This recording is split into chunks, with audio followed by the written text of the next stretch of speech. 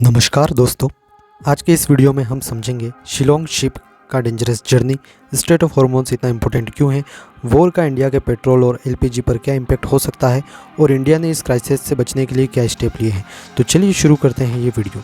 Straight of hormones क्यों important है, सबसे पहले समझते हैं स्ट्रेट ऑफ हॉर्मोन्स है क्या। स्ट्रेट ऑफ हॉर्मोन्स एक 33 किलोमीटर वाइड सी रूट है। ये आप तस्वीर में देख सकते हैं, ये है स्ट्रेट ऑफ हॉर्मोन जो ईरान से लगी हुई है।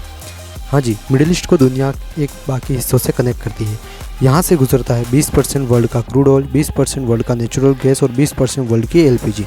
मतलब अगर ये रूट बंद हो जाए तो दुनिया भर में पेट्रोल और गैस की सप्लाई पर असर पड़ सकता है।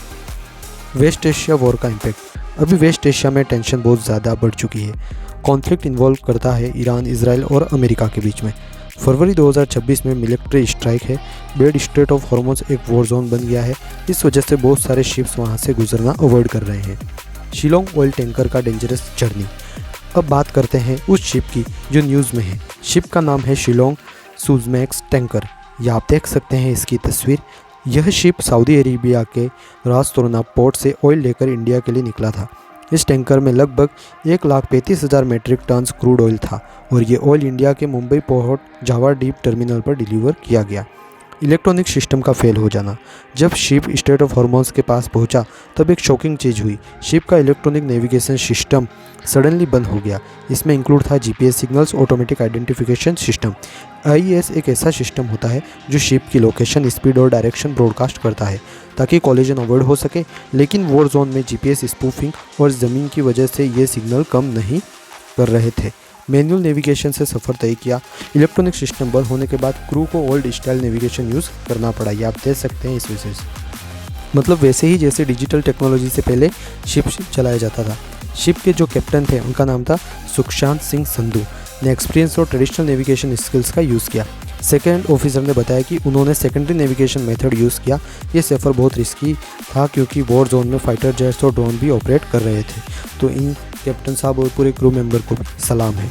शिप क्रू आप देख सकते हैं, इस शिप में 29 क्रू मेंबर थे। क्रू मेंबर डिफरेंट कंट्रीज से थे, इंडिया, पाकिस्तान और फिलीपींस। उन्हें मिलकर टीम वर्क और करेज से शिप को सेफ्टी इंडिया तक पहुंचा दिया। इंडिया पर इसका क्या इम्पैक्ट है। वॉर की वजह से इंडिया में लोग एलपीजी और फ्यूल शॉर्टेज का फियर फील कर रहे हैं, लेकिन इंडिया के पेट्रोलियम मिनिस्टर हरदीप सिंह पुरी ने पार्लियामेंट में क्लियर किया है कि इंडिया की फुल सप्लाई कम्प्लीटली सिक्योर है।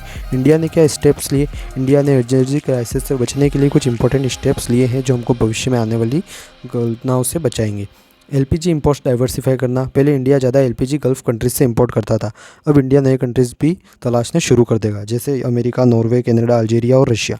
Domestic LPG production increase.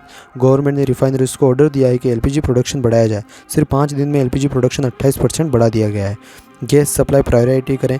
Government ने गैस सप्लाई को प्रायोरिटी के बेसिस पर डिस्ट्रीब्यूट किया है। अब प्रायोरिटी ऑर्डर क्या है, होम सोर्स सीएनजी व्हीकल में 100% सप्लाई हो, इंडस्ट्री में 80% और फर्टिलाइजर प्लांट में 70%। इससे एग्रीकल्चर और हाउस होल्ड पर इम्पैक्ट कम पड़ेगा। इंडियन शिप्स की सेफ्टी। गवर्नमेंट ने बताया कि अभी 28 Indian ship Persian gulf area में हैं।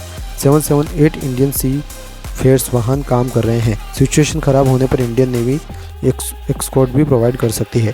सिचुएशन अभी भी टेंस है, वॉर अभी ख़त्म नहीं हुई और शिपिंग रूट्स पर डेंजर अभी भी है। इसलिए इंडियन गवर्नमेंट कंटिन्यूसली शिप्स को मॉनिटर कर रही है, फ्यूल सप्लाई सिक्योर कर रही है, अल्टरनेट रूट्स अरेंज कर रही है। तो दोस्तों, शिलोंग टैंकर का सफ़र हमने एक इंपॉर्टेंट चीज़ बताया है। आज भी जब टेक्नोलॉजी फेल हो जाए तब ह्यूमन स्किल और एक्सपीरियंस ही सबसे इंपॉर्टेंट होता है। और दूसरी बात, ये एक ग्लोबल कॉन्फ्लिक्ट के इम्पैक्ट डायरेक्टली हमारी डेली लाइफ पर पड़ सकता है, चाहे वो पेट्रोल हो या एलपीजी सिलेंडर। फिलहाल इंडिया की फ्यूल सप्लाई सेफ है, लेकिन दुनिया एक बड़े एनर्जी क्राइसिस के एज पर खड़ी है। देखने के लिए धन्यवाद। अगर आपका ये वीडियो इन्फॉर्मेटिव लगा हो तो लाइक करें, चैनल को सब्सक्राइब करें और कमेंट में बताएं आपका ओपिनियन इस सिचुएशन पर। मिलते हैं नेक्स्ट वीडियो में, तब तक के लिए धन्यवाद। जय हिंद, जय भारत।